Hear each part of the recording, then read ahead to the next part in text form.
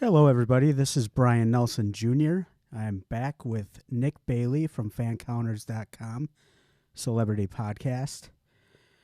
Today we have the father of Still the Beaver, also known as the new Leave It to Beaver, Bryon Levant. Bryon Levant is probably, next to me, the biggest Beaver fan out there. He probably did the best adaptation of a revival series that has ever been done when he did the reunion movie, Still the Beaver. So Bryan's going to give some more information about the show as well as other things that he's done in his career and what he is doing now. And like I said, I have Nick Bailey from FanCounters.com. How you doing, Nick? I'm good. Thanks for having me back on the website's show. And, this is exciting because you brought some of the other guests and I tracked down Bryon. That was like my number one thing since we started. Everybody's like, oh, you got to talk to Bryon. You got to talk to Bryon. I'm like, so I'm telling you, Bryon, this Bryon, I'm going to find this guy. And the way that I got to him is amazing. He doesn't have any contact information online. He's very hard to find, but his lawyer's name is on there. So I sent a message to the lawyer and I said, we've been doing all these interviews. Can you set us up?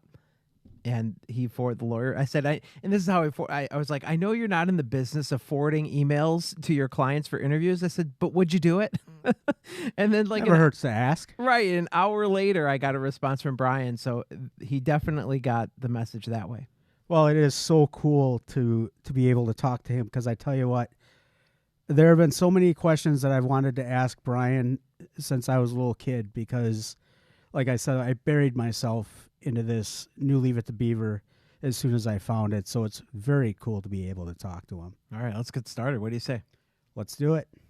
Bryon Levant, welcome to the show. Thanks for being a part of our podcast. Pleasure. I don't think I've ever been on a podcast before. Really? Really? Well, that's great. We want to talk all things new Leave It to Beaver, but we also have other questions we want to fit in along the way. Let's start with that 1983 revival project called Still the Beaver, which then became the TV series The New Leave It to Beaver. Bryon and I both want to know your involvement in the revival of the series and how you helped create this amazing reunion.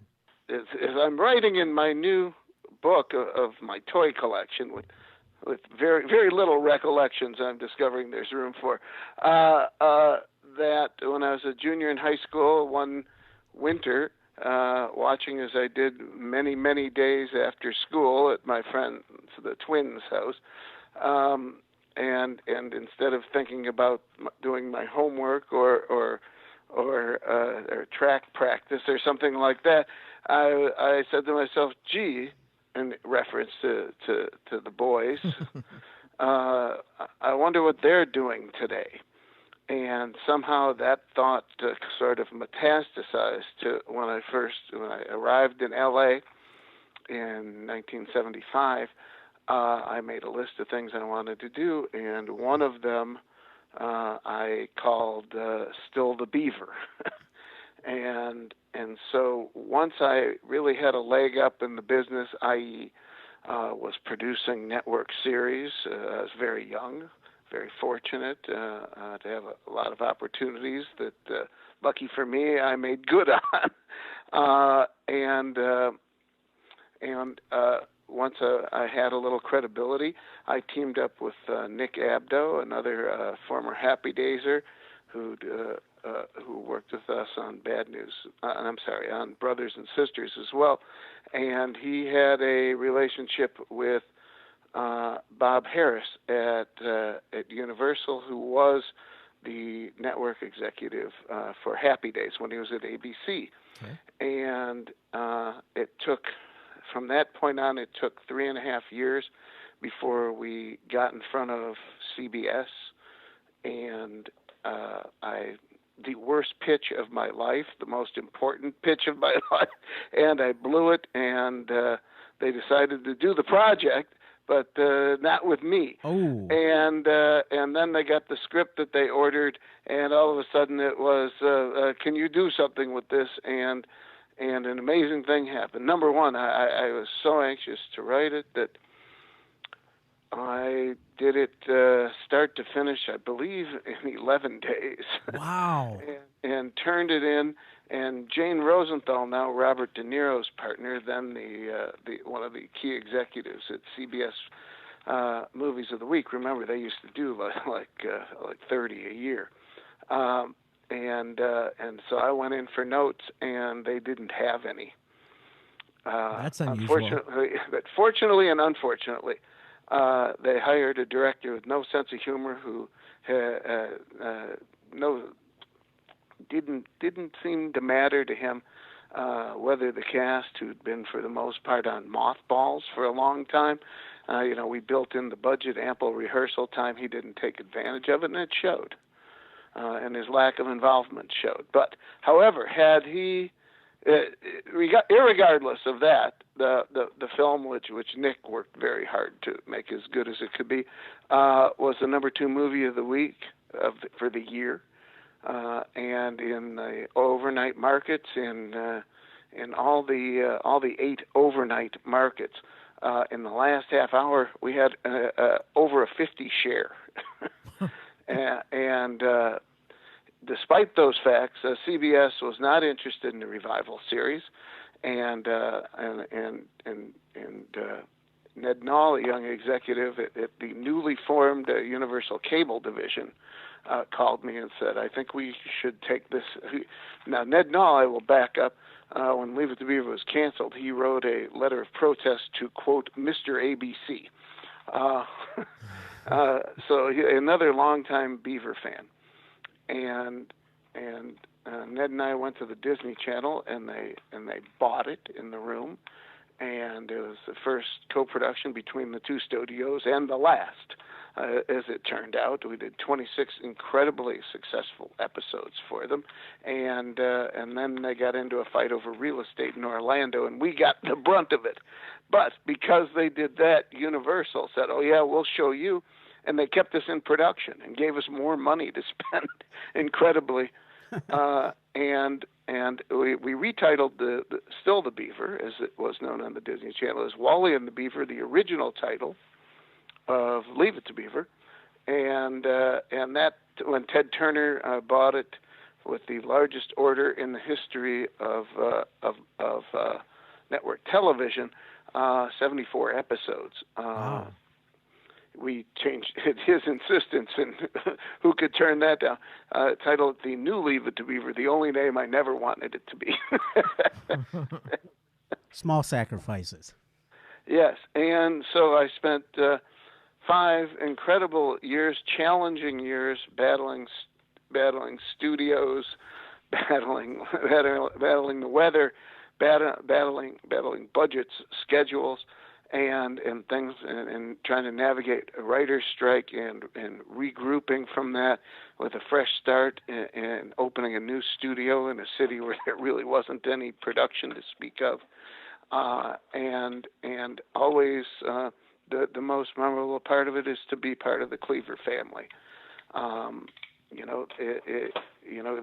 Watching the show, I think that's what people always, deep down, I think the continued fascination with it as a cultural touchstone was that that was an idealized American family, and people did want to be part of the Cleaver family. Now, one of the first things I learned, when I started was that they aren't the Cleavers, and I had to build a relationship with the characters who played the characters.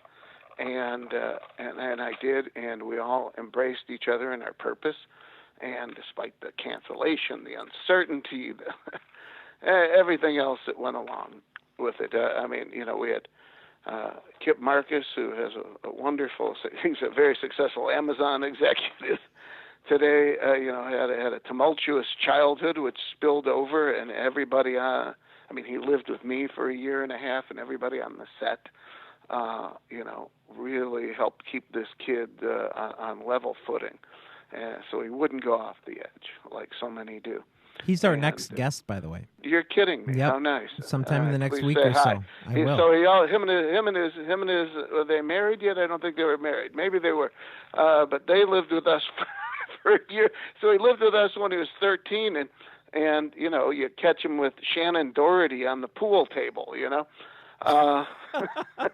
and then he comes back with his wife, and I'm stealing their ice cream. So yes, it really has. Ken Osmond's son Eric, who appeared at age 10 in the movie of the week, is Eddie Haskell Jr. and actually won the competition to play Freddie Haskell in the series.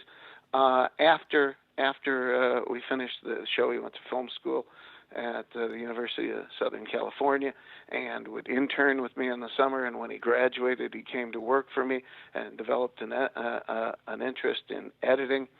And finally worked his way into the union on Viva Rock Vegas, and he cut both of my Scooby-Doo movies. And today he's one of the key editors at Illumination, where my last project is going to be.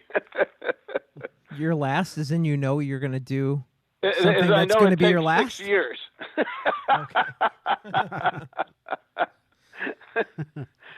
So walk us through the process of getting everything, gathering the actors, and it wasn't all that hard. I worked with one of them. Rich Carell was the associate producer of Happy Days when I was the supervising producer and showrunner with Fred Fox, and and I lived, believe it or not, next door to Richard Deacon, who played Clarence Lumpy Rutherford's father on the original series and was in the movie of the week, and unfortunately passed away. Actually, I saw the ambulance driving away as I'm typing a scene with him in it for the Thanksgiving show. Oh, Talk about irony. And so Rich took Nick and I down to, my goodness, where was it? Somewhere, San Clemente, where Tony and Jerry were touring dinner theaters very successfully nationwide and appearing on Saturday Night Live while they were doing it and stuff. With So Long Stanley, and so after the show, it was arranged that we'd meet, and I shook hands with Tony and said, "Hi, I'm going to bring back Leave It to Beaver," and he goes, "Yeah, I've heard that before." Well, you showed them. So, like I said, one had to, build a new relationship. One built on trust with people who had kind of grown wary of people who took advantage of them. Sure. And and I don't know, I mean, they all sort of discovered that no one really saw them in other roles, and I think deep down they didn't either. And so Ken had a helicopter shuttle business. He became a policeman. Frank Bank moved into bonds. Oh my goodness, Barbara! I can't tell you how wonderful it was to work with her. What a joyous person she was. How much she loved the show. How much she doted on the kids of both generations. How I think Tony was closer to her than he was with his own mother. Truly, I mean, and she was just a delight and funny and loved to laugh and loved the series. And I always, when I think about her these days, the first things that cross my mind is every Monday. I used to love Mondays because that's the day when everyone would gather and read next week's script and the week after that for the first time. And afterwards, they'd go off and rehearse. We'd go start rewriting. And during lunch, the cast would all come in and crowd into an office, and there'd be Barbara sitting on the floor eating out of styrofoam, right, in her 80s, and laughing and having fun and enjoying every second, not only of her TV family, but her real family as well. And she was just beloved. Carrie Myers, who was our associate producer, very capable post-production person, who did the show at Barbara's funeral, told a great story that they were, Barbara lived in Malibu for many years. and she was walking down the street in Malibu, came to a homeless person, and Barbara opens her purse and takes out a $5 and is handing it to the homeless person, who looks at her and goes, "Oh my God, you're Barbara Billingsley." And everybody knew her, everybody loved her. I think for the first time on our show, he wanted to quit. And yet, and he called her to tell her that, and she talked him down, and and he did great from then on. And he only knew her tangentially, but she meant so much to him, and so much to many people. Being out in public as I have over the years with people like Ron Howard and Tony and Jerry, so many people come up to me and say, "I felt like I grew up with you." And that, to me, just that these people eliminated that wall, that screen that was in between them, and you felt for them and related to them because they were like you, and thus, it forms a bond that, sometimes the people inside the TV don't quite understand, as well as like I do, who wanted to reach through the TV as well. And one of the few who managed to do it, I guess. I get that a lot from celebrities, because on Fan Counters every week for the last 110 weeks, I've interviewed a new celebrity. And that's the one thing that they always say is people will come up to them and act like they know, like you're supposed to know who this person is. Well, they've watched you on TV and they've never met you, but there's that connection where you feel like you know them. I've been guilty of it as well. Yeah, it's hard. It's that is when someone's in your living room for 35, 40 years, you get used to them. Yeah. Bryon and I have some questions that have always been on your mind, our mind. So if they are random sounding, I hope they're on my mind as well, for the sake of your listeners. They're not all going to tie together, but we're going to give you some quick hits to see what kind of ideas you can. Quick hits. So there's like password. Okay. It's a little less exciting than that, but we'll try. We'll try. I was a child of the 90s, as was Bryon. So growing up in the late 80s and 90s, watching these shows, I was one of those people that kind of felt like, we could relate to the kids of the shows. It does seem like in the 90s especially, it became the kiss of death for a TV show when the main character has a baby. So when Mary Ellen got pregnant with Kevin, was the series kind of, don't take this personally, but was it running out of ideas or? Absolutely not. We were in the midst of a long, here's the thing. I worked on 2 series that went 11 years, and everybody on those shows would have been happy to do 13 or 14.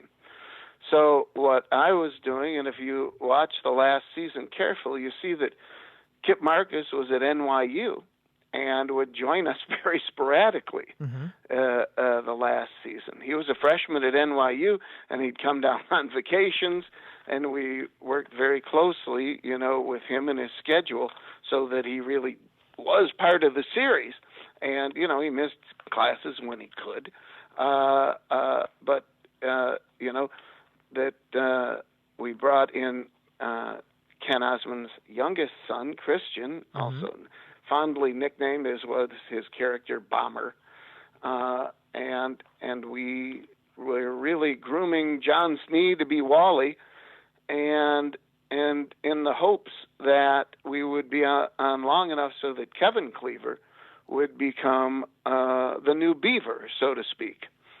And, this is the trick I learned on Happy Days. Well, when you did the shows where Richie got his first car and then Richie was gone, well, it was time for Joni to get her first car.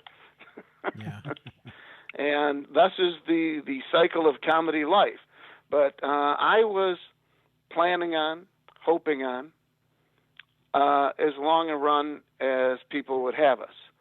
I think that everybody, by the time we got to 101 episodes, that the syndicators, the studio, and Turner felt that was a good package. They were selling it in the syndication market just in time for the syndication market to collapse. Had we not been canceled by the Disney Channel, we would have been in the syndication, the absolute peak, selling at the absolute peak of the syndication market. That 1 year put us at the bottom of the waterfall.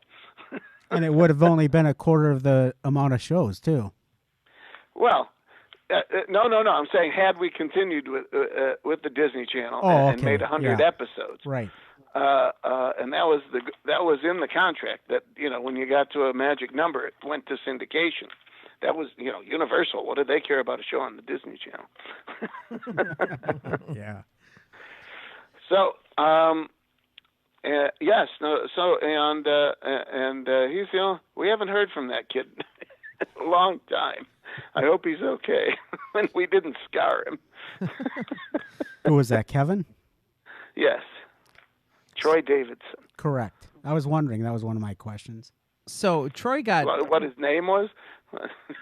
No, I knew what his name was. I was just wondering if you knew where he was or what he was doing these days. But you answered No, that he's question, the only, I can tell you where John Snee is every hour of the day, and where Eric and Kalina, who comes with, was just here a couple of months ago with their kids for a week, and we're all still family. Now, Kevin got aged up. A lot of series have done that, where they have a baby and then all of a sudden he's talking. Are the writers, the producers worried that the audience might not quite get that jump, or that it might upset audiences that you went so fast? I think we're so used to it and understand that a 18-month-old really can't act, but a 3 or 4-year-old certainly can. That's right. and we held off as long as we physically could. But no, if you look at the show, John was growing up, and growing out of the younger brother part, really. Right. And so we sped up his development. And the last season, we did some very, very, very funny things with him, especially like applying to private school. One of my favorite jokes is, being tested, and the woman holds out a handful of crayons, and you go, "Now, how many crayons am I holding?" And he goes, "Don't you know?" Well, it says 8. which to me is a perfect Beaver joke. Yeah. Yeah, and I think all the fans that saw the new show kind of felt that, that he was the Beaver character.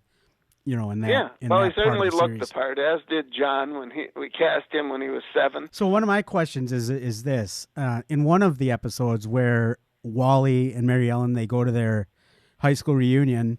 Yes. The lead singer for the band looks a lot like Fred Fox Jr. Was that him? It is. Fred used to perform. Fred performed on Happy Days and a couple of times at Camp Marshallmont, the annual gathering of the staffs of all Gary shows, and an entertaining and informative morning. And Fred would perform with Rich Carell and a couple other guys from the shows, and it was always a crowd pleaser, and he amuses me greatly. So I never fail an opportunity to put him in tights either. So yeah, actually, when I was about 9 or 10 years old when I first saw that, and I recognized him from the rap party, because he's one of the guys talking in the rap party, and I thought, man, that looks just like that. But he doesn't appear in the credits, so you can't. Of course not. And I was always a credit guy, even young on. I always read the credits, and I don't think they let us put more like like 1 or 2 credits every week. Right. So yeah, it was. Yeah. So now the mystery is solved. It was expensive. You had to make it over every week. Totally. I did have a question about the episode. It's called "A Part of Life," where it talks about death and pretty sensitive subject, especially back then, and yet you're involving the kids. Obviously, it happened right around the time that the real Aunt Martha passed away. I'm wondering if that had anything for like an homage or. Well, sure. We loved using her. She appeared, and we made her look much younger. in our 30th anniversary show, Ensign Cleaver, and we were planning on using her again, and she did pass away. And yes, I do believe that did inspire it, and once again, Kevin, when you said immediately the line that, he was being left behind with the sitter while they went to the cemetery, and he goes, "Where are you guys going?" And well, he goes, "We're going to say goodbye to Aunt Martha." I thought she was dead. So 5-year-old of a Right. Yeah. Bryon, a lot of fans want to know why Mary Ellen was chosen as the wife of Wally instead of Julie Foster. Was it ever considered, being that Cheryl Holdridge was? Yes, I believe at that time, Cheryl Holdridge is married very well. She was married to Lance Reventlow. Cheryl Holdridge, for those who don't know, was one of the original Mouseketeers who played Mary Ellen Rogers in the original series when Disney would let her out, or it was maybe it might have been no Walt Disney was still on then, and I believe she married Lance Reventlow, the Revlon heir, who was a race car driver, who unfortunately died behind the wheel. And she lived quite a nice life in Aspen, and at some point she married one of the heirs to the Post fortune. Wow! and he died, and then she very young died of lung cancer. Though I don't believe she was a smoker, and I was very happy to have her back playing, the femme fatale at the high school reunion. And she also appeared in, did a cameo for me in Viva Rock Vegas. Nice. And I've got some questions coming up about the Flintstones, but we'll finish here. Sure. So the cast list, number one. Okay, but Janice, we love Janice. Oh, definitely. She was brilliant, and she was terrific and a wonderful foil, and someone who very realistically portrayed somebody who spent too much time with their in-laws. She handled it quite well, I must say. I know, but you always saw a little bit of, oh my God, doesn't anybody knock? I always thought the same thing. They just walk in like it's their house, But it's the Cleavers. We're family, I know, but it would be wrong if they knocked. Oh, exactly. So my question is this: Kip Marcus, which I'll note right away that there's a parallel between the old series and the new series, that just like Tony Dow, he was cast after Paul Sullivan, and Kip Marcus, Paul Sullivan grew 6 inches in the summer. Right. After the pilot. Exactly. Which just in case people don't know, the original pilot called It's a Small World, with Barbara Billingsley and Jerry Mathers and Harry Shearer, basically in the Eddie Haskell part, along with people who would become Beaver regulars like Richard Deacon and Diane Brewster. It was played off in the Heinz Summer Theater, and therefore after that went to literally the salt mines in Indiana, where Ned Nall stumbled across it, looking for things he could sell to cable, and we aired it for the first time since 1957 as part of our 30th anniversary. Yeah, that was the first time it aired since the original airing, correct? Absolutely. So that was really cool. So I was one of the ones. We had to edit it. It was too long. Right. Because back in 1957, there was maybe one. The sponsor said 2 something. 2 minutes of commercial. Right. The sponsor said something, and then you watch the show. Well, Remington's brought to you by. Well, anyway, this was Heinz Theater. They would have been selling ketchup, mustard, and pickles, 57 varieties. Yep. So with Kip, if you read in like the cast list, his character is listed as Kip Ward Cleaver the second or Junior. Was that like a private homage, or were it at some point were you going to reveal that? Yeah. No, his real name, I can't remember if it was Ward in the middle or or first.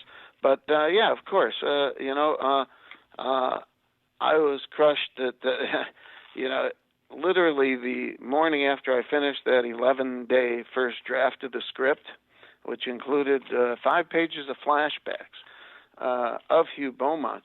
I wake up, to watch Leave It to Beaver on WTBS at 6 a.m., and I go out and I grab the Sunday paper, I open it up, and Hugh Beaumont had died. Oh. And so I went upstairs and took out the flashbacks. Bryon, you're a little like the Grim Reaper. Every time you write about somebody, they're passing away. Hey, don't ask me about Ross Martin or Harvey Lembeck or many others. There's more. Oh, boy. Jonathan Wynn. Oh, God, the list goes on. But actually, anybody who's been around 45 years has those stories. Oh, yeah. And actually, for correction, yes, it was Ward Kip Cleaver. That's what it was. There you go. The second, yes. Bryon, on Fan Counters, we talked to Tammy Walker O'Rourke. I have ever since been collecting stories about Heather O'Rourke just for fun. And you were the executive producer and writer for both episodes that featured Heather. Can you share with us some memories? First she was on Happy Days. Yes. Of course, she came to fame as a little girl in Poltergeist. Yep. And the 10th season of Happy Days, when I returned from Ork to Milwaukee, we were faced with a series that no longer had Aaron Moran and Scott Baio as regulars. They were off doing their ill-conceived, gratefully short-lived spin-off, and Fonzie had lost Richie and Ralph, and and so in an effort to find a new center for the show and to have it continue to grow and mature, we decided that Fonzie should have a regular girlfriend, that it should be the estranged daughter of the Fisters of Milwaukee, the owners of things like the Pfister Hotel. The haunted hotel, yes. And that she would have a daughter. And we cast Heather. We did look at a lot of other people. And Heather Henry, before we cast her, Henry sat down and worked with her, played with her, talked with her for about 3.5 hours, and said, book her. And we did, and she was a delight, and the audiences loved her, and it brought out a very sensitive, sweet side of Fonzie. And that was good for us, but having a regular girlfriend wasn't especially good for the series. Yeah, it kind of breaks it. For the character. And the next year, they moved on. But we loved having, and that's how I knew the family, of course, and we loved having her. She was great. Instead of playing sweet, for her to play mean. Yep, she was kind of nasty. And she played it quite well. Hey, all women deep down, that's what they want to play. That's the role they want. It was. It's hard to say what was a sadder funeral, that or Phil Hartman, but there weren't any in the league with those two. Oh my God, those were just crushing to lose a little girl to sepsis. I don't think she was 10. To tell you the truth. So let's talk about something happier. All right, let's do it. Well, I have a question that I've had for years, decades. There, in an episode, it's called Gosh Wally, where he crashes on a motorcycle, and he has flashbacks about his life, and really cool episode. It's written by the same name as Whitey's real name. Total coincidence. Hubert, it wasn't. I was going to ask if it was a pseudonym for a writer. Yes, it is. Is that writer Bryon Levant? No. Okay. Okay. It is not. As the showrunner, you work with writers and you work out every beat, and they go out and do it, and then you rewrite them and rewrite them and rewrite them and rewrite them. But no, I love that show, and I think it's very poignant. I loved the things we did. So Wally, it's one of those episodes where somebody gets into a car accident and you spend the next half hour floating in and out of their life, worrying about if they're going to live or not. And we visited many key points in Wally's life. We and his relationship with his wife, and best of all, we cut Tony Dow in 1988 into 1959 footage of the family having dinner, and we got to use a couple of things that had been sitting on the cutting room floor that we used just as certain as they were moments, and they weren't scenes, and thus in a show that was built around moments, they fit very nicely, and we're all very, very proud of that, and it was a different show, and and I think that that doing those kind of things and the musical we did and Man's Greatest Achievement were the things that really started to tell me that it was time for me to move on, because my stories and my shooting were becoming more elaborate, and I needed a bigger challenge. Well, let's go into one of those, a challenge, probably not the one you're thinking of, but let's talk a little bit about movies for a little bit. Sure. You did the Flintstones movie and the Viva Rock Vegas. You did Scooby-Doo. So I'm always curious, when you are writing an adaptation from a cartoon, are you watching hours and hours of that cartoon to make sure you get it right, or are you just reinventing? When I did the Scooby meeting, and doing the Flintstones was a dream come true to work on both films. Besides Steven Spielberg with Kathy Kennedy, now the chairman of Lucasfilm, my producing partners, Colin Wilson and Bruce Cohn, both of whom, here we are 25 years later, they've got Academy Awards on their mantle for Best Picture, and we're talking about my Scooby-Doo movies.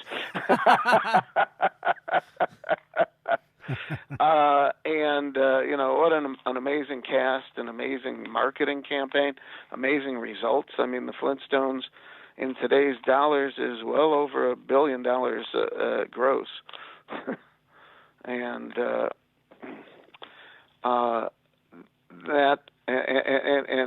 throughout it, my favorite moments were those that I spent with Hanna and Barbera themselves.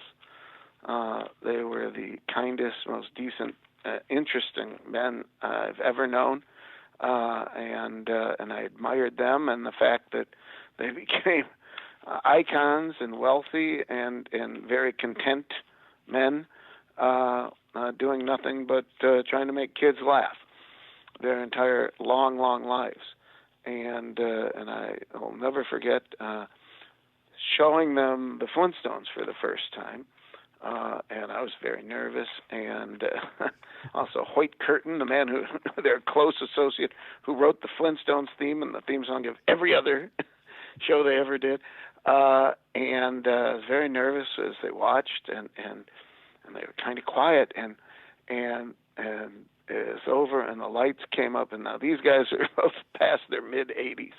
And they leapt out of their seats and they ran to me and hugged me. They're crying. I couldn't believe it. And so even on the day of my meeting on Scooby-Doo, I couldn't remember Daphne's name. Even the thought of continuing to work beside them in some way is what made me want to do it. And I ended up working with an amazing group of kids and a lot of beaver people, and I think we really kicked ass on Scooby-Doo. We tested everyone. These are not the Scooby-Doo features with Freddie Prinze Jr.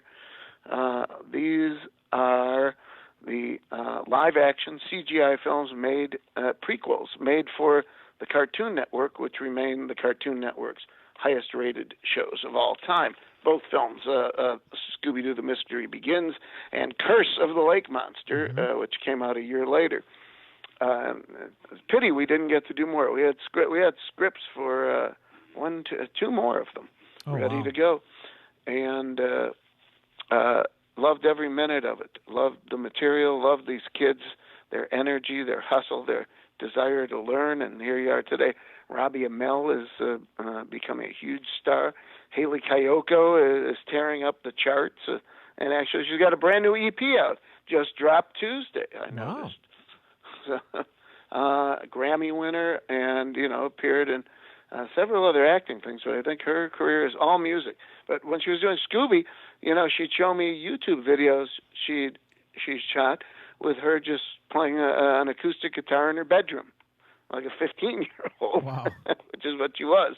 And here she is, top of the world. Great to see. Now, going back to the Flintstones, there was a 6-year gap between the release of the first film and the second. And no. It came out in 99. Wasn't the first one 94? It was, yes, released May 22nd, okay. 1994. And that was released 1999. Okay. I definitely trust you. You got the dates right. My question, though, is about recasting the major roles. Was it a budget thing, or did the four not want to come back? I think at some point that we didn't even know because we were planning, to do more with that cast. At some point, John came to Stephen, and I think too many people had been saying yabba dabba doo at airports to him. Oh. And he said, "Please don't make me do any more of these." That's too bad. That's too bad, but this isn't the kind of thing where John's heart is. Right. And I'm actually surprised he went back to Roseanne. I guess it's much better for him now that she's not there. But it's too bad. They were such talented people. And the prequel, when we showed it to Stephen, he turned around and said, "I think you made a better movie." Audiences didn't agree. I like them both. I told Cindy I was a fan of both of them. Yeah, no, I love the musical numbers. I loved Mark Addy, and Jane Krakowski. Just ran into her the other night, and she's on what's that new show on Apple TV? I wish I could remember the name. Dickinson, very going to be a big Emmy contender next year, and Kristen Johnson was a mess. Stephen Baldwin wasn't really engaged. Joan Collins was a treat. Harvey Korman, I loved. Had been in 3 or 4 of my films altogether, and it just didn't meet Alan Cumming. My God, look at all the talented people we had there. What am I doing working with all of them? And it was really great, and audiences didn't. I think as my wife said, once they've seen the cars and the costumes, you've seen it. Maybe, but Jurassic Park just keeps going on and on and on. So yeah, well, the director bowed out, not the stars. Right. So, Bryon, you're from Chicago. Have you returned to the Windy City to create any projects there? I mean, but have you made projects in Chicago? No, I wish. I wish you would too. I've only made one project in L.A. since '98. Well, you've made a career out of creating some good family entertainment, and we appreciate that. Well, thank you. We try, I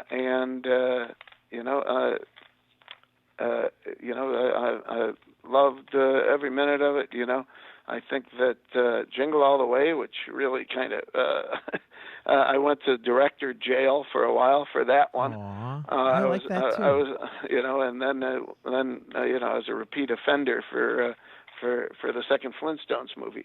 But Snow Dogs got me out, and that led to Are We There Yet, which is was a huge hit that never got any credit for, but that's okay. I think we made Cube a much more of a safer name for families. Yeah. And without betraying his persona or his roots.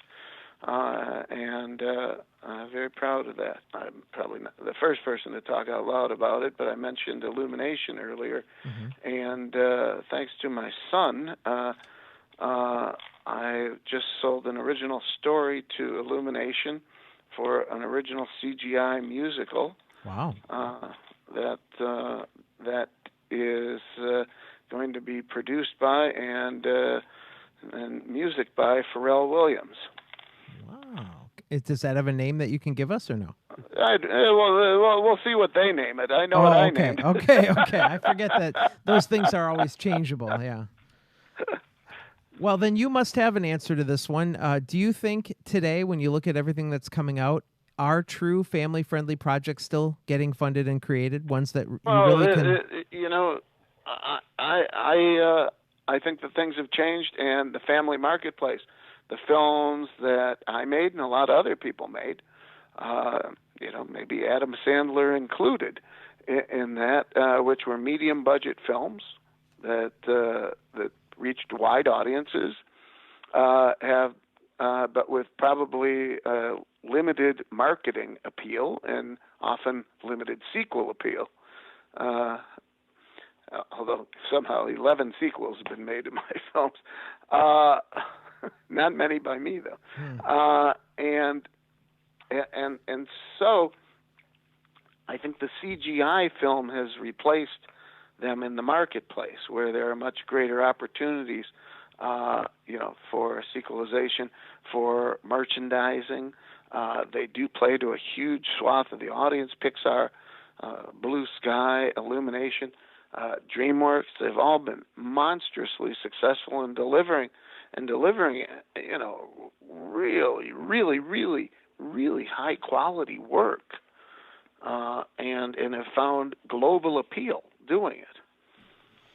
And I think that's where the family marketplace is. However, I look at ABC, and to me, watching it the past few years, it has been as family oriented as it was back when Thursday nights on ABC was Leave It to Beaver, Ozzie and Harriet, My Three Sons, and Donna Reed. Oh, I give ABC credit. They've got some of the best comedies, for sure. Yes, they do, and they're appealing to a broad audience. I don't know how that works for advertisers. Yeah.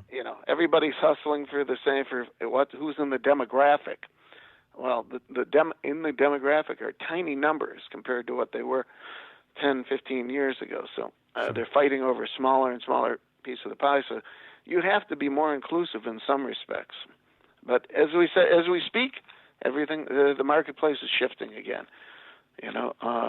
When you see the penetration of all the new streaming services coming, it's the ground is changing very quickly. So a lot of people in our age group, which within we were watching, our childhood was 30 some years ago, and a lot of the stuff that you've worked on at Happy Days, Mork and Mindy, Charles in Charge, Married with Children. Only as a favor to Scott, please.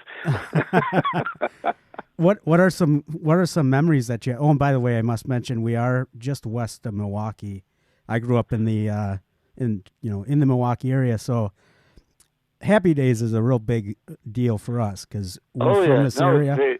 One of my favorite memories from Happy Days is when I started on the show, they let me play on the softball team, and that summer I had a rare display of power, which led to a regular slot with the team. And they were asked twice. They'd been to Dodger Stadium to play, as an opening act against a media team, bring out thousands and thousands and thousands of families early, hungry, eating, and stay for the game, build new audience.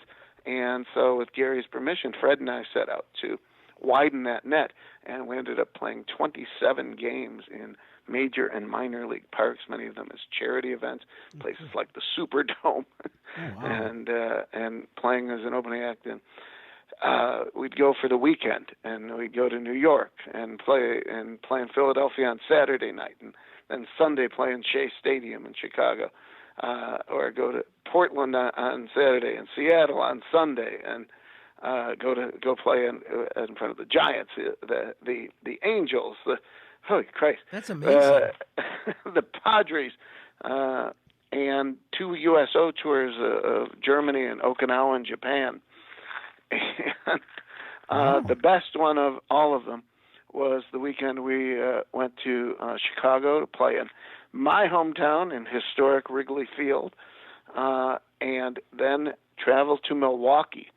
And when we drove up from Chicago, and the last 3 miles, kid you not, the last 3 miles on the way to the old stadium there, was a county stadium, I believe it was called. Yep, the big were tin lined can. with people waving and applauding, and some people were crying as the bus went by. And inside the stadium was filled to capacity, and they put us up against a team that we had no business being on the field against. Composed entirely of former professional athletes. Oh man, no chance. And we beat them. Oh, wow.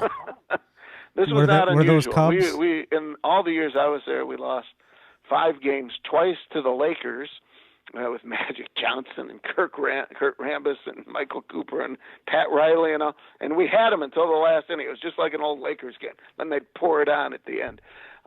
We lost to the Miami Dolphins. We lost to a service team in Germany, and because Fred Fox made an error, and Henry Winkler was so mad he didn't talk to him for 6 months. Hey. And lastly, we lost a game to a media team at Dodger Stadium that we didn't need to, but and also won our league championship. So, playing in Milwaukee was very special. I know that I wasn't invited, but everyone else went to Milwaukee when Nickelodeon installed the Bronze of the Fonz ceremony, inaugurating a statue of Fonzie in Milwaukee. And he stands right outside the lakefront. I think that speaks to itself. It was the place that Happy Days holds in the city's heart. Oh, absolutely. Well, we are about to wrap this up. I have one more question. I think Bryon has one more for you. My last question is, we do a lot on Fan Counters about fan encounters. So has anybody been a fan of yours that has left kind of a mark in your memory about somebody excited to meet you or anything like that? Do you have any? I've had several fans. One kid in Vancouver who was a huge fan, and I loved him and tried to get him to work for me, and it was a bad time for him. And I have another fan, a kid. You can find him on Instagram at Rumor Skywalker, RUMOUR Skywalker. And he has been on a quest to manufacture Turbo Man dolls, and he is successful in selling them. So if you want a Turbo Man,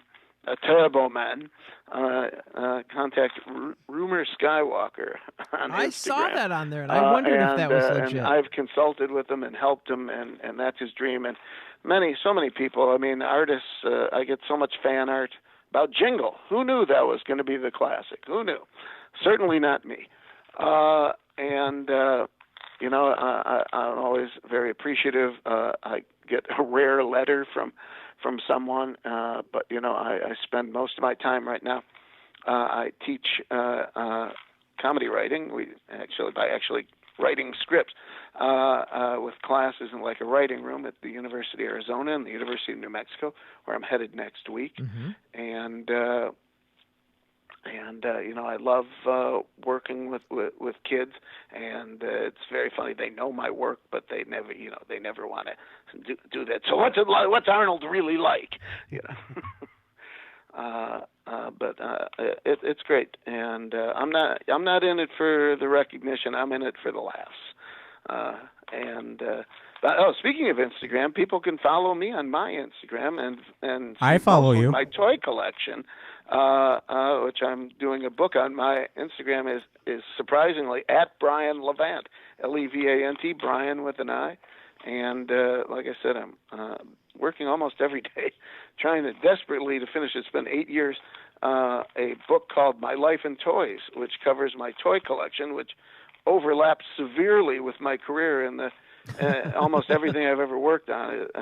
I've been cursed and blessed to have nothing but action figures and lunch boxes and other paraphernalia. Yeah, that would be my house if it was definitely, if I had one big enough. Oh, it is my house. So oh, luckily definitely. My wife right. is not the kind of person who says you can only have this in your office, like many collectors I know. Well, the funny thing is you had autographed an old TV guide when the new Leave It to Beaver movie was coming out, and you autographed that for me. And there's a picture of you holding up the picture and a picture of you signing the picture, and in the background I had seen the two Cleaver houses in your collection, which by the way was built by the first member of the new Leave It to Beaver fan page on Facebook when I first created Mark Bradley. Mark Bradley, that is correct. And by the way, he told me to send my regards and say hello to you.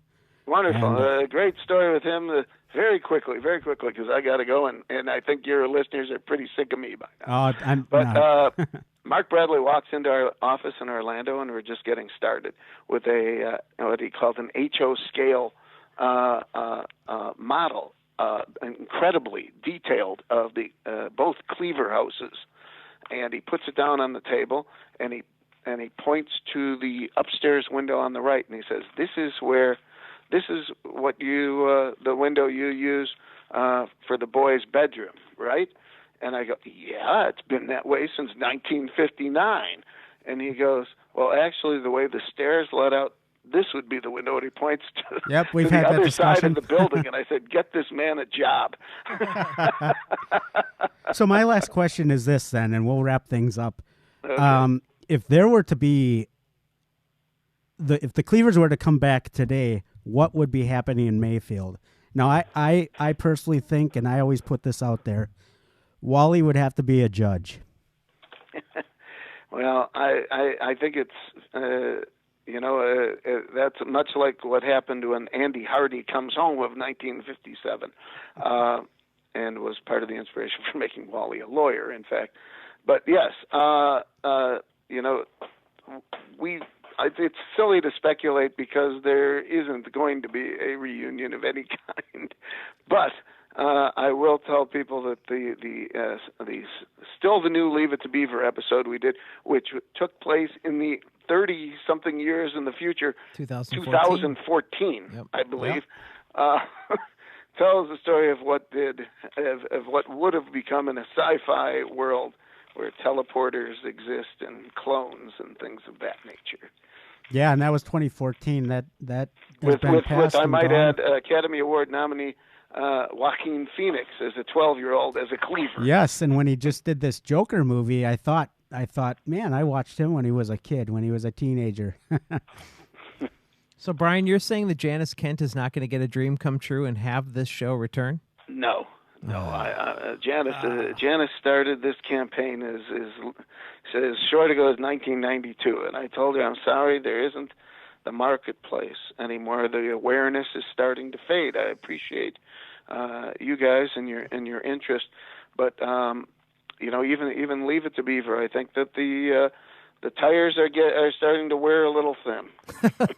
Well, if you brought the new series out there, I know there's circulation of lost, the episodes are gone, but I'm sure there's cast, crew or people that have those available. We don't have broadcast quality versions of. Maybe they do at the video houses. I don't know. No one's tried. No one's start a petition with Hulu to play it. Or actually, better yet, Peacock. That's the one Universal owns. Anyways, there you go. There's a goal for you. There you go. At least get it back on the air and get all of us some more residuals. There you go. I miss it, and I miss seeing it. All right, I see the people more than I see the show. Bryon, thank you so much for joining us. We do That's really been a pleasure, appreciate it. guys. Yeah, Thank you for being such fans. Oh, you bet. And Thank you. and for doing such an interesting show. All right, take care now. Take yeah, care. you too. Bye-bye. Bye-bye. Well, we want to thank Bryon Levant for joining us for this podcast episode today. And please check out the Facebook fan pages, specifically the new Leave It to Beaver / Still the Beaver fan page. That one actually is about Bryon Levant's show, and you can get more information about that. Also, check out the podcast, fancounters.com, which is available at any podcast where podcasts are available. And so we'll wrap this up, and we'll be back very soon with another new Leave It to Beaver guest. And we'll talk to you then.